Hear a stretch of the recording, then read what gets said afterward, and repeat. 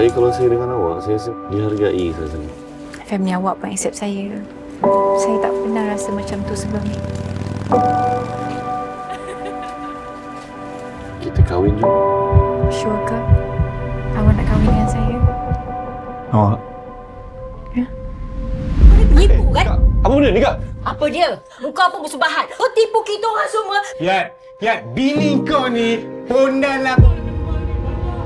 Kau ni siapa lah? Banyak yang awak tak tahu pasal saya. Ada tak benda nak viral satu Malaysia?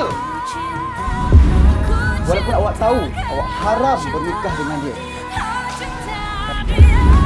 Sekurang-kurangnya dia pandang muka aku ni bak manusia, bang. Kau pandang aku macam taik, bang. Macam busuk hati kau tu lah. Syurga, neraka bukan urusan manusia. Kau tak ada rasa nak berubah? Setelah meneliti semua keterangan dan bukti, mahkamah memutuskan